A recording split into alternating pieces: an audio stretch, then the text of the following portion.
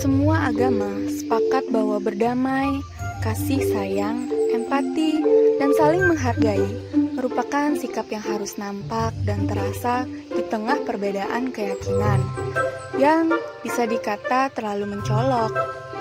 Hadirnya konflik kekerasan di beberapa penjuru dunia tentu membuat masyarakat beragama menjadi geram, sedih, dan dilanda rasa dilematis yang teramat mendalam. Semua agama sepakat bahwa berdamai, kasih sayang, empati, dan saling menghargai merupakan sikap yang harus nampak dan terasa di tengah perbedaan keyakinan.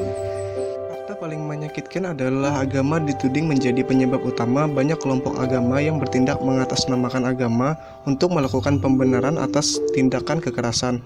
Padahal di balik itu semua, ada faktor lain yang menyebabkan timbulnya konflik kekerasan, mulai dari kepentingan kelompok, kekuasaan, dan ekonomi yang diperebutkan karena nilai dasar hidup bermasyarakat tidak dijalankan, yaitu keadilan. Menurut Buya Syafi'i Ma'rif, tidak adanya keadilan yang diterapkan di kehidupan masyarakat akan menjadi penyakit munculnya gerakan-gerakan radikal yang merugikan. Oleh sebab itu, dapat kita simpulkan bahwa penyebab utama munculnya konflik kekerasan adalah ketidakadilan. Kelompok-kelompok radikal terorisme pun muncul karena tidak merasakan keadilan dari berbagai pihak, khususnya penguasa. Tidak bisa dipungkiri bahwasanya pemerintah banyak menutup ruang-ruang dialog bagi mereka, sehingga satu-satunya cara untuk bergerak adalah dengan jalan kekerasan. Moderasi agama adalah jalan tengah yang mengedepankan nilai keadilan, di mana beragama atau berperilaku sesuai dengan porsi yang telah ada. Tidak ada intrik untuk melebihkan atau mengurangi sebuah ajaran sebagaimana yang banyak terjadi di era saat ini. Dengan moderasi agama, kita akan menjalankan agama sesuai dengan apa yang telah dibawa oleh Nabi Muhammad SAW kepada kita.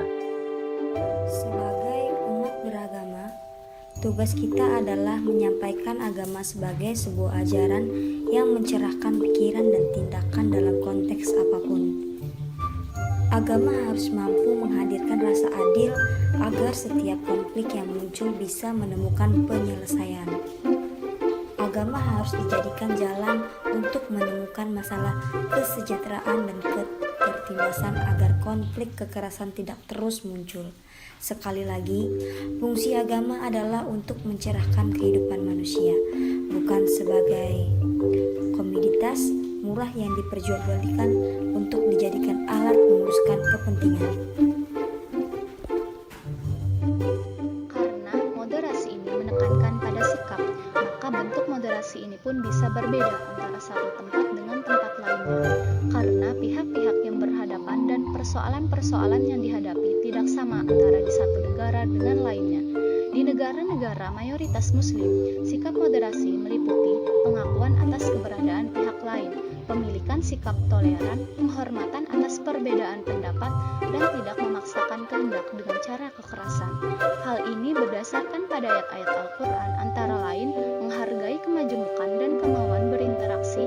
Allah Subhanahu wa Ta'ala berfirman dalam Quran Surah Al-Hujurat ayat 13, ekspresi agama dengan bijaksana dan santun. Quran Surah An-Nahl ayat 125, prinsip kemudahan sesuai kemampuan. Quran Surah Al-Baqarah ayat 185, Al-Baqarah ayat 286, dan Quran Surah Al-Tabaqun ayat 16. Moderasi Islam penting ditanamkan dalam setiap jiwa individu, karena di dalam ajaran moderasi Islam sendiri mengandung nilai-nilai kedamaian, seperti adanya nilai toleransi dan nilai dalam menghargai pendapat orang lain. Jika dalam berkehidupan tidak mengamalkan adanya ajaran moderasi Islam, maka akan muncul kegelisahan dalam kehidupan. Jadi, moderasi Islam merupakan suatu agama yang di dalamnya mengajarkan tentang keseimbangan yang harus ada pada setiap diri umat Islam dan harus diaplikasikan dalam kehidupan sehari-hari agar tidak terjadi adanya suatu kesesatan yang nantinya akan menimbulkan perilaku keekstriman. Ketiga, mengutamakan keselamatan manusia sesuai dengan kaidah fikih darul mafasid aula min jalbil masolih, atau menghilangkan kemudaratan itu harus didahulukan ketimbang mengambil manfaat. Keempat, tolong menolong dalam mengatasi COVID-19 dan dampaknya. Tolong menolong harus ikhlas tanpa dibatasi suku, agama, dan status sosial. Ini merupakan perwujudan dalam memperkokoh ukhuwah Islamiyah, Basyariyah, dan Watoniyah.